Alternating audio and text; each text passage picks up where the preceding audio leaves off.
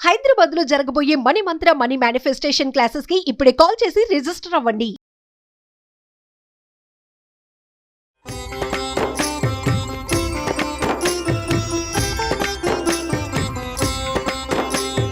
నమస్కారం.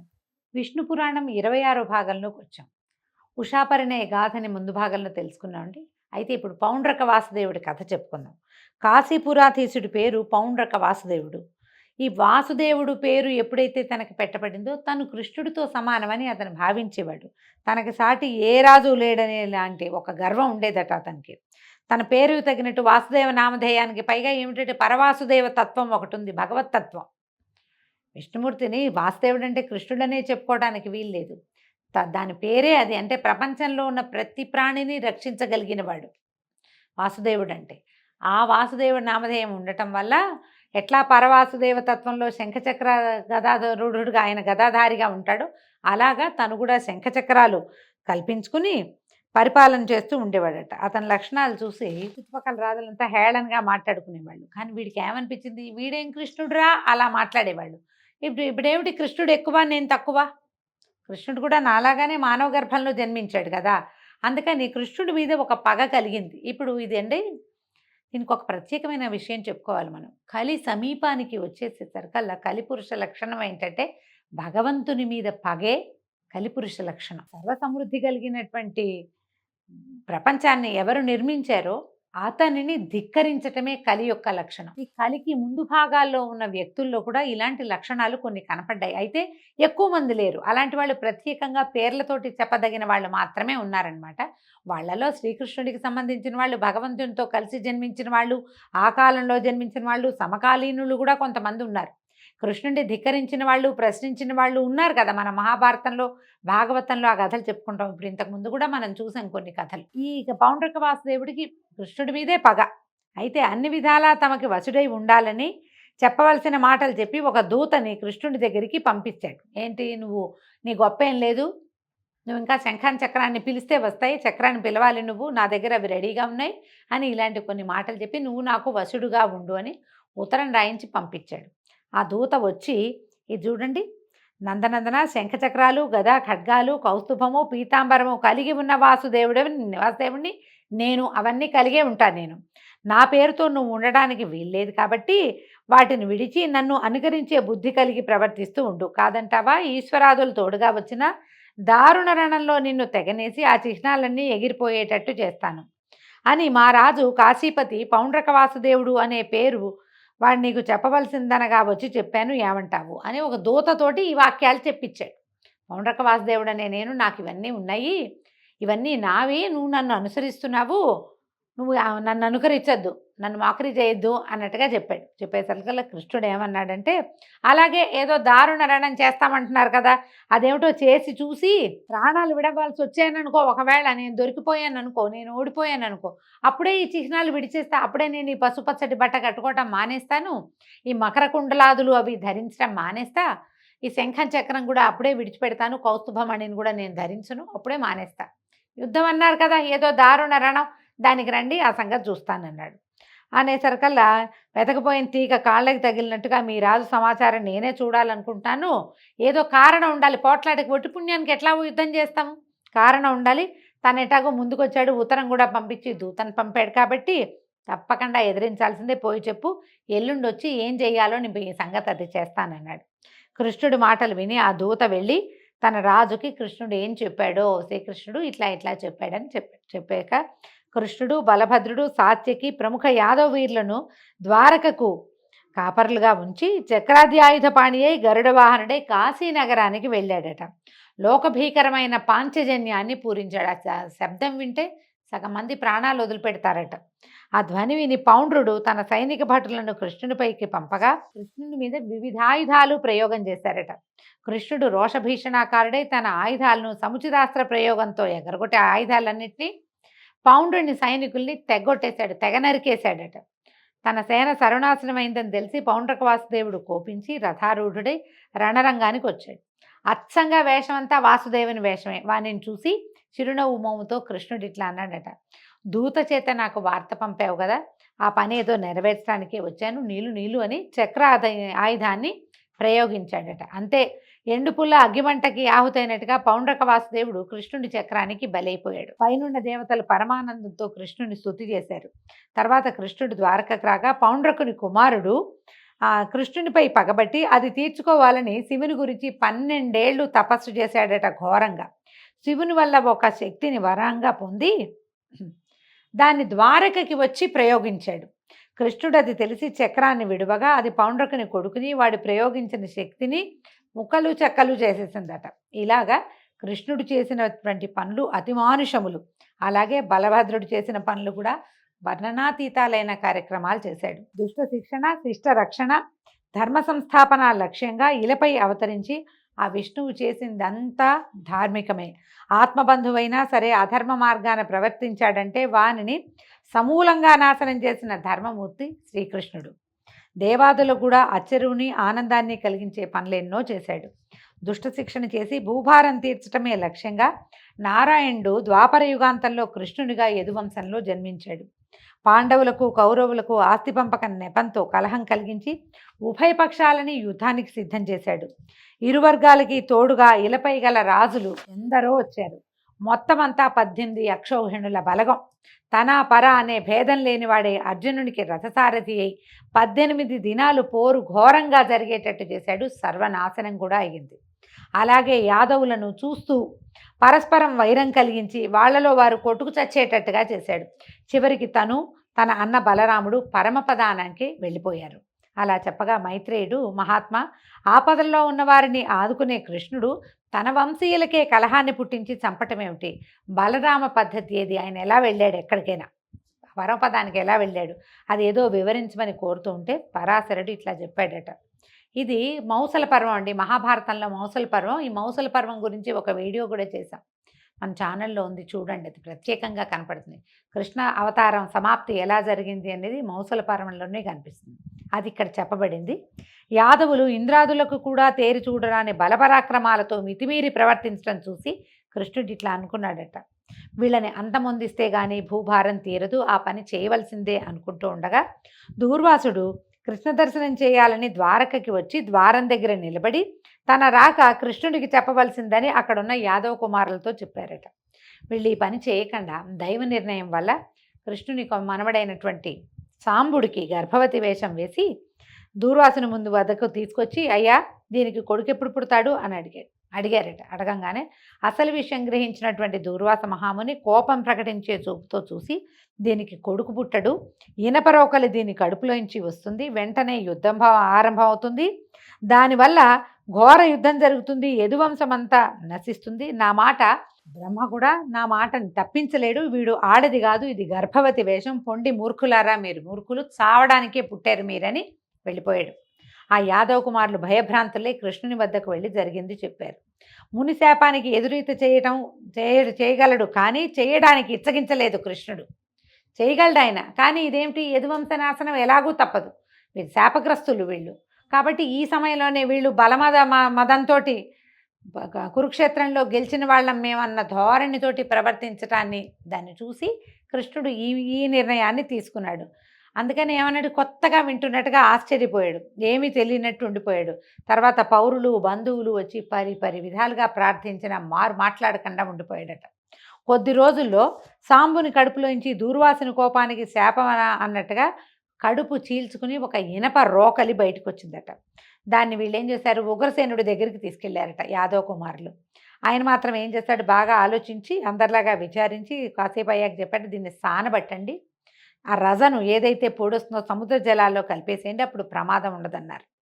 అనేసరికల్లా మంత్రులు ఏం చేశారట, దాన్ని బాగా ఇచ్చేసి అరగదీసి ఆ రజనంతా సముద్రంలో కలిపించారు. కలిపితే అది ఒక తీరంలోకి కొట్టుకెళ్ళింది. అక్కడ తుంగ ఈ రజనంతా తుంగగా దట్టంగా మొలిచి ఉండేదట. అయితే ఈ అరగదీసిన రోకలి ముక్క ఒక చిన్న ములుకు లాంటిది ఉండిపోయింది. దానివల్ల వల్లగాక ఒక పడవలో దాన్ని తీసుకుపోయి సముద్ర మధ్యంలో వదిలిపెట్టించాడు. దాన్ని ఒక చేప మింగేసిందట ఆ ములుకుని. ఒక జాలరి ఆ చేపను పట్టుకుని దాని పొట్ట కోస్తే, చేపని కోసినప్పుడు దాని పొట్టలోంచి ఈ ఇనప దింత ములుకు లాంటిది బయటపడింది. పడేసరికల్లా వాడు తన స్నేహితుడైన ఒక వేటగాడికి అది ఇచ్చాడట. ఇది చాలా పదునుగా ఉంది చూడమంటే వాడేం చేశాట, తన బాణం కొసకి దాన్ని ఇట్లా ముళ్ళులాగా మాడాలకి కొస కావాలి కదా, ఎడ్జ్కి దీన్ని ఇట్లా పెట్టుకొని ఉంచుకున్నాడు. ఇక ద్వారకలో ఎన్నో దుర్నిమిత్తాలు కనపడ్డాయట. కుక్కలు నక్కలు ఇళ్లల్లోకి వచ్చేయటం, ఇళ్ల మీదకి ఎక్కి అరవటం, కాకులు గుడ్లగూబలు కలిసి ఇళ్లల్లో కూయటం, గబ్బిలాలు ఇళ్లల్లోకి ప్రవేశించటం, పట్టపగలు మింట చుక్కలు కనపడడం, అకాల మేఘాల్లోంచి వర్షం, ఈ రక్తపు వర్షం కురవడం, పురవరి వీధిలో మృగాలు బయటకు వచ్చేయటం. మనం ఇప్పుడు చిరుత సంచారం అని వింటుంటాం కదా. చిరుత సంచారం ఏంటంటే దుర్నిమిత్తం అట, మంచి సంజ్ఞ కాదు. అవి ఎక్కడ ఉండాలి? అడవుల్లో ఉండాలి. ఊళ్ళల్లోకి వచ్చేయటం మంచిది కాదట. భయంకరంగా కూతలు, గ్రహాలని వక్రగతిన సంచరించడం, పట్టపగలే కనిపిస్తూ ఉండటం, ఆవిరితోటి అగ్గి మంటలు వచ్చేస్తూ ఉండటం, ఇవన్నీ యదువంశం వినాశం కాబోతోంది అనే దానికి సూచనగా కనపడేవి. అయితే ఒకనాడు ఉద్ధవుడు వచ్చి కృష్ణుడి దగ్గరకు వచ్చాడట. కృష్ణ, నీకు తెలియంది కాదు, ద్వారకలో దుర్నిమిత్తాలు కనపడుతున్నాయి. మరి నీ పుత్రమిత్రాదుల సంరక్షణ ఏమిటి? ఏం చేయబోదాము, ఇప్పుడు ఏం చేద్దాము అని అడిగితే ఈయన చెప్పాడట కృష్ణ పరమాత్మ వాక్యాలు చూడండి. ఉద్ధవ, ద్వాపరయుగం అయిపోవచ్చింది. భూభారం తీర్చడానికే నా రాక. యుద్ధాలలో దుష్టుల్ని చంపించాను. మిగిలింది ఏంటంటే ఒకంత యాదవ వంశం. దీన్నే అంతమొందించాలి.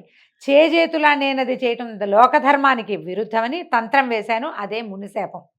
నేనది మళ్ళించగలను, కానీ వీళ్ళంతా గతి తప్పి ఉన్నారు. వీళ్ళంతా సద్గతి పొందాలి వీళ్ళు.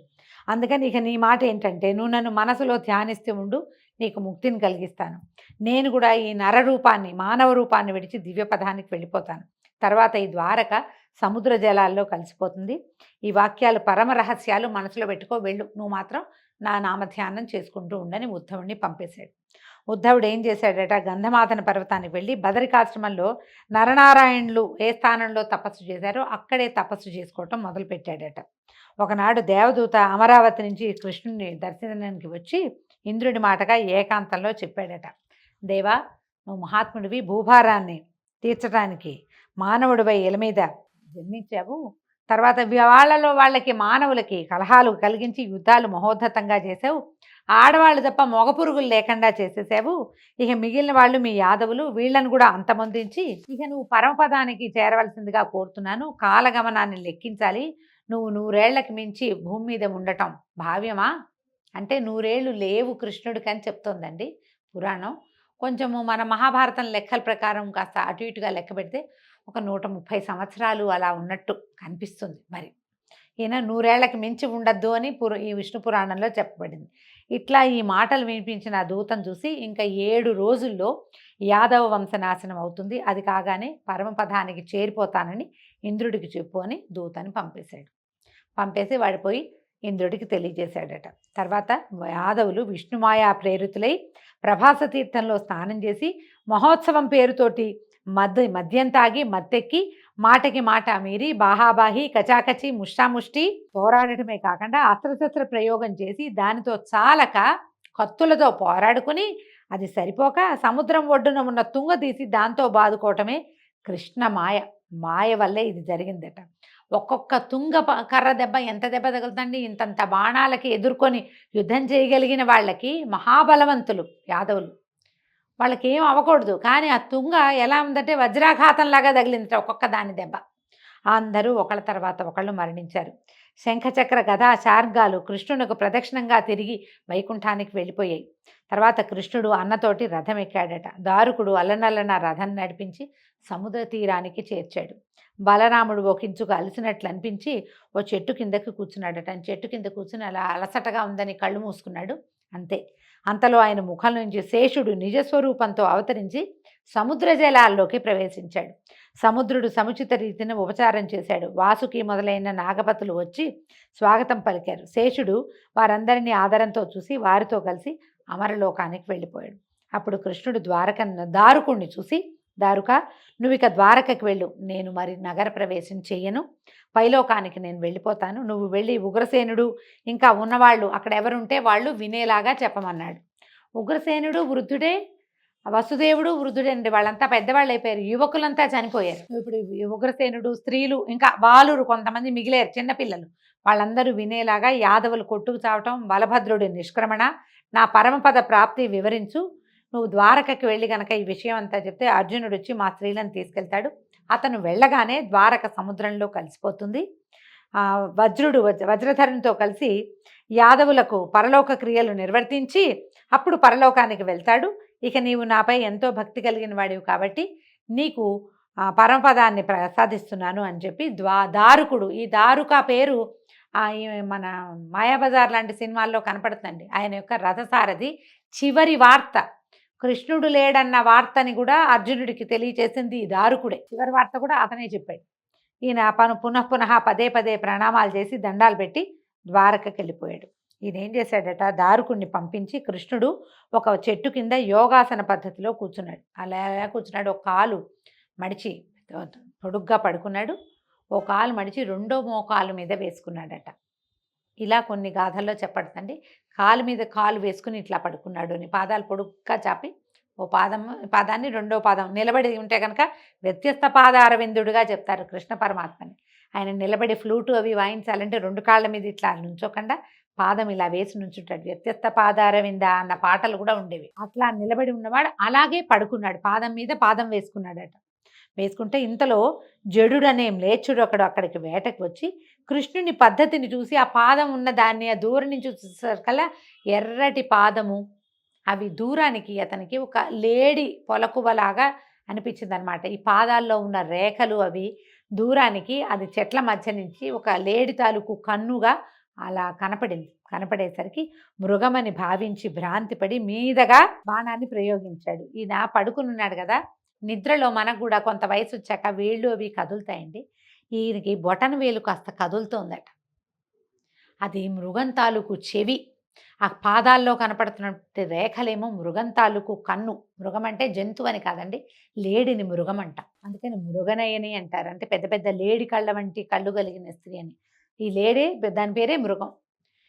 కింద రేఖలేమో నేత్రంలాగాను, ఆ బొటన వేలు కదులుతున్నదేమో దాని చెవి యొక్క కదలికగాను భ్రమపడి బాణాన్ని వేసేసాడు. వేసేసరికల్లా ఇంకేముంది, శంఖచక్ర శార్గ గదాధారుడు, శ్రీవత్సలాంఛనుడు, పీతాంబరుడు శ్రీకృష్ణుడు ఆయన కనపడ్డాడు.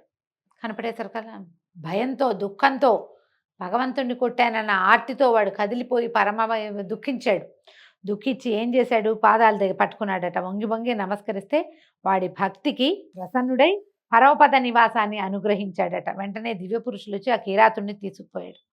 ఒకంతసేపటికి గరుత్మంతుడు రాగా శ్రీకృష్ణుడు యోగాసనాన్ని చాలించి గరుడ వాహనుడై సురల అభినందనలకు ఆనందిస్తూ స్వస్థలానికి వెళ్ళిపోయాడు. ఎప్పుడైతే ఈ దెబ్బ తగిలిందో, తగిలిన వెంటనే కృష్ణుడు వెళ్ళలేదు.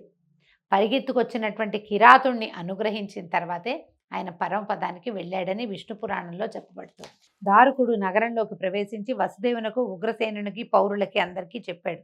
యాదవుల మృతి, బలరాముని గమనము, శ్రీకృష్ణుని స్వస్థానగతి విని వారంతా ఎంతో చింతకి లోనై ఉండగా ఆ సమయంలో కృష్ణుడిని చూడాలనే కోరికతోటి అర్జునుడు వచ్చాడు. దారుకుడు ఈ మొదల జరిగినవన్నీ చెప్పగా అతను మిగులు దుఃఖించి సేన వసుదేవులతో కలిసి బలభద్ర వాసుదేవుల కళేబరాలు చూసి మనసులో అనుకున్నాడట, సృష్టి స్థితిలయాలకు కర్త అయిన వాసుదేవుడు సముద్ర తీరాన ఏకాకిగా ఎవరూ తోడు లేకుండా ఒక కిరాతుని బాణాలకి గురై ప్రాణం విడిచాడా అకటా అని ఎంతో విచారించాడట. తర్వాత శ్రీ రుక్మిణి సత్యభామాదులు యనమండ్రు కృష్ణునితో సహగమనం చేశారట. అలాగే రేవతి అగ్నికి తన తనువు నర్పించి బలభద్రుని అనుగమించింది. దేవకి వసుదేవులు, ఉగ్రసేనాది బంధువులు కూడా అలాగే వెళ్ళిపోయారు. అర్జునుడు వ్రజుడి చేత ఆ యాదవులకు పరలోక క్రియలు చేయించి ద్వారవతికి వచ్చాడు. అందరూ చూస్తూ ఉండగానే ఈ పారిజాతం రివ్వున ఎగరి గాలిలో కలిసిపోయి అమరావతికి వెళ్ళిపోయింది. ద్వాపరం ముగిసింది. కలిప్రవేశ లక్షణాలు కనపడడం మొదలుపెట్టాయి. ఇలా అయిన తర్వాత ఏం చేశాడు, ద్వారకలో ఉన్న వాళ్ళందరినీ తీసుకెళ్ళి ఈయన ఒక రమ్యమైన ప్రదేశాన్ని, శుభ్రంగా ఉన్న ప్రదేశంలో ఉంచాడట. ఆ సమయంలో కృష్ణుని అంతఃపురం తప్ప మిగిలిందంతా సముద్ర జలాల్లో కలిసిపోయింది. అయితే వాసుదేవుడు భక్తవత్సలుడు గనక అక్కడ ప్రత్యక్షంగా స్వరూపంలో ఉంటాడట. ద్వారకలో ఆయన నడిచాడు, తిరిగాడు, అక్కడే పడుకున్నాడు. అక్కడే ఎన్నో రకాలమైన ఎంతోమందికి ఆశ్రయం ఇచ్చాడు, రక్షణ ఇచ్చాడు, ఎంతమందినో కాపాడాడు, కరుణించాడు, కోరిన కోరికలు తీర్చాడు. ఎంతమందితో కలిసి ఆటలాడుతూ నవ్వుతూ ఎంతమందితోటో కలిసి ఉన్నాడు. కాబట్టి ప్రత్యక్ష స్వరూపంలో ద్వారకా నగరంలో ఉంటాడని చెప్తారు. అందుకని అది పుణ్యక్షేత్రమైంది. విష్ణువు యొక్క విహార స్థలం గనక పాపనాశనము, సకల సుఖ సంస్థానము అయింది. సకల ధనధాన్య సమృద్ధితో కళకళలాడుతూ ఉంటుంది ఆ క్షేత్రం. దాన్ని దర్శించడానికి వెళ్ళిన మానవునకు మాధవుడు మోక్షప్రదాతగా ఉంటాడు. ఆ తర్వాత ఏం జరిగిందో చూద్దామండి. అంటే అర్జునుడు కృష్ణుడి యొక్క మిగిలిన భార్యలందరినీ తీసుకెళ్ళాడు. ఆ తీసుకెళ్తున్న సమయంలో ఏం జరిగింది, ఎలా ఈ విష్ణు పురాణం ఇంకా కొంచెం ముందుకెళ్తుందో రేపు ఉదయం తెలుసుకుందామండి. అంతవరకు సెలవు. నమస్కారం.